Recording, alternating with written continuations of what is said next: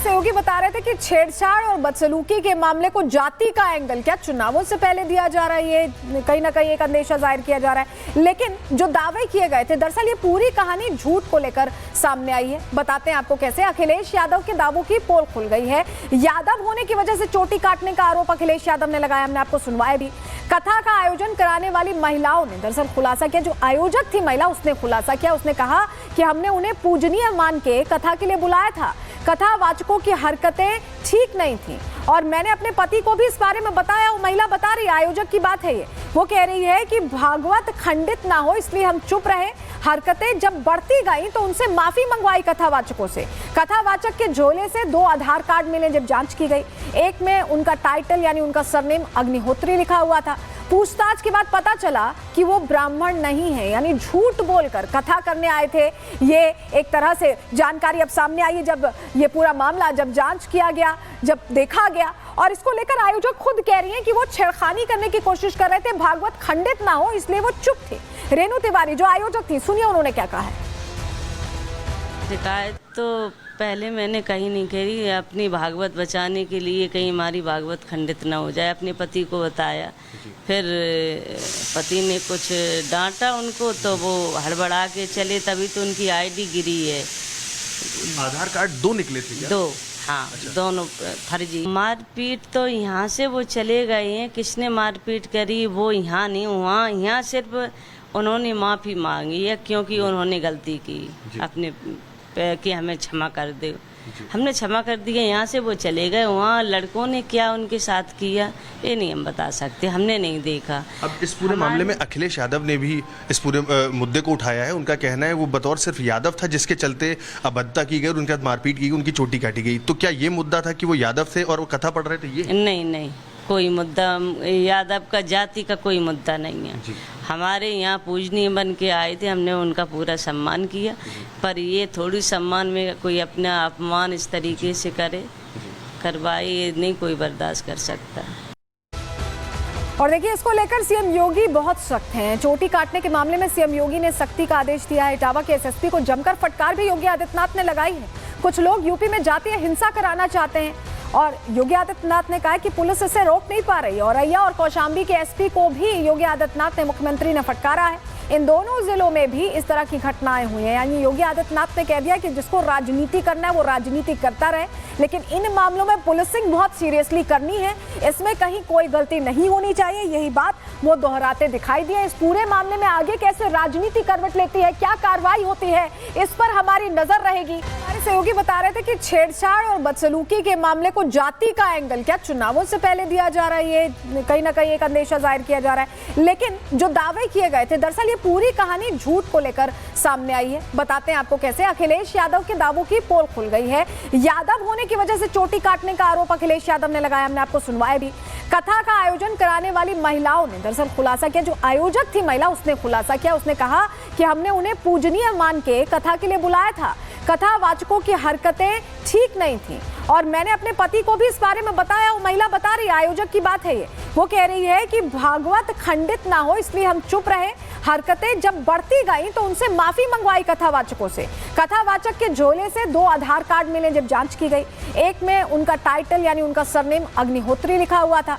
पूछताछ के बाद पता चला कि वो ब्राह्मण नहीं है, यानी झूठ बोलकर कथा करने आए थे। ये एक तरह से जानकारी अब सामने आई है जब ये पूरा मामला जब जांच किया गया, जब देखा गया। और इसको लेकर आयोजक खुद कह रही हैं कि वो छेड़खानी करने की कोशिश कर रहे थे, भागवत खंडित ना हो इसलिए वो चुप थे। रेणु तिवारी जो आयोजक थी, सुनिए उन्होंने क्या कहा है। शिकायत तो पहले मैंने कहीं नहीं करी, अपनी भागवत बचाने के लिए कहीं हमारी भागवत खंडित ना हो जाए, अपने पति को बताया। फिर पति ने कुछ डांटा उनको तो वो हड़बड़ा के चले, तभी तो उनकी आईडी गिरी है। आधार कार्ड 2 निकले थे क्या? 2, हाँ। अच्छा। दोनों फर्जी। मारपीट तो यहाँ से वो चले गए हैं। किसने मारपीट करी वो यहाँ नहीं, वहाँ यहाँ सिर्फ उन्होंने माफ़ी मांगी है क्योंकि उन्होंने गलती की अपने कि हमें क्षमा कर दे। हमने क्षमा कर दिया, यहाँ से वो चले गए। वहाँ लड़कों ने क्या उनके साथ किया ये नहीं हम बता सकते, हमने नहीं देखा। अब इस पूरे मामले में अखिलेश यादव ने भी इस पूरे मुद्दे को उठाया है। उनका कहना है वो बतौर सिर्फ यादव था जिसके चलते अभद्रता की गई और उनके साथ मारपीट की गई, उनकी चोटी काटी गई। तो क्या ये मुद्दा था कि वो यादव थे और वो कथा पढ़ रहे थे? ये नहीं, कोई मुद्दा यादव का जाति का कोई मुद्दा नहीं है। हमारे यहाँ पूजनीय बन के आए थे, हमने उनका पूरा सम्मान किया, पर ये थोड़ी सम्मान में कोई अपना अपमान इस तरीके से करवाए, ये नहीं कोई बर्दाश्त कर सकता। और देखिए, इसको लेकर सीएम योगी बहुत सख्त हैं। चोटी काटने के मामले में सीएम योगी ने सख्ती का आदेश दिया है। इटावा के एसएसपी को जमकर फटकार भी योगी आदित्यनाथ ने लगाई है।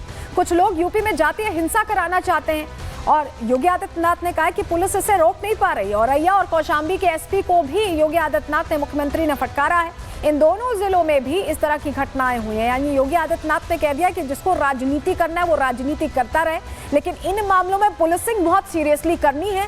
इसमें कहीं कोई गलती नहीं होनी चाहिए, यही बात वो दोहराते दिखाई दिए। इस पूरे मामले में आगे कैसे राजनीति करवट लेती है, क्या कार्रवाई होती है, इस पर हमारी नजर रहेगी। हमारे सहयोगी बता रहे थे कि छेड़छाड़ और बदसलूकी के मामले को जाति का एंगल क्या चुनावों से पहले दिया जा रहा है, ये कहीं ना कहीं एक अंदेशा जाहिर किया जा रहा है। लेकिन जो दावे किए गए थे, दरअसल ये पूरी कहानी झूठ को लेकर सामने आई है। बताते हैं आपको कैसे। अखिलेश यादव के दावों की पोल खुल गई है।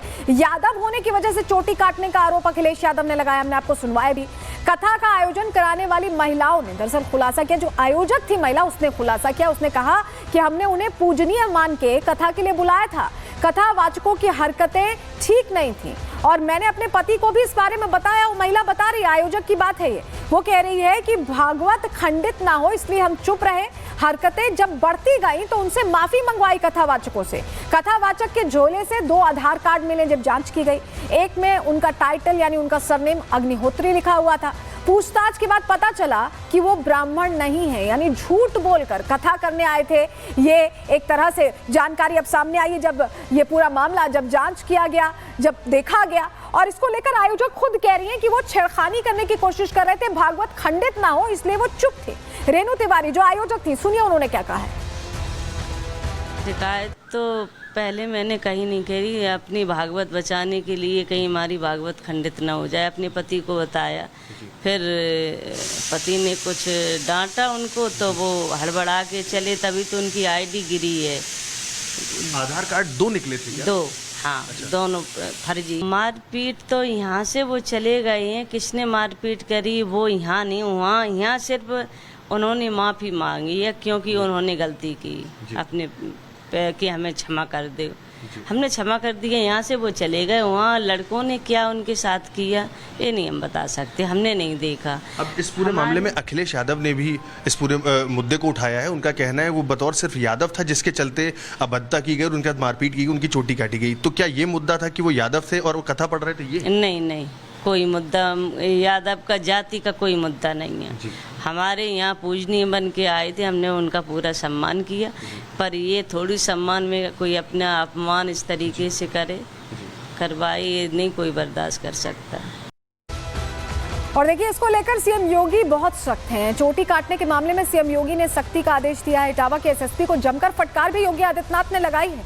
कुछ लोग यूपी में जातीय हिंसा कराना चाहते हैं और योगी आदित्यनाथ ने कहा कि पुलिस इसे रोक नहीं पा रही। औरैया और कौशाम्बी के एसपी को भी योगी आदित्यनाथ ने मुख्यमंत्री ने फटकारा है। इन दोनों जिलों में भी इस तरह की घटनाएं हुई हैं। यानी योगी आदित्यनाथ ने कह दिया कि जिसको राजनीति करना है वो राजनीति करता रहे, लेकिन इन मामलों में पुलिसिंग बहुत सीरियसली करनी है। इसमें कहीं कोई गलती नहीं होनी चाहिए, यही बात वो दोहराते दिखाई दिए। इस पूरे मामले में आगे कैसे राजनीति करवट लेती है, क्या कार्रवाई होती है, इस पर हमारी नजर रहेगी।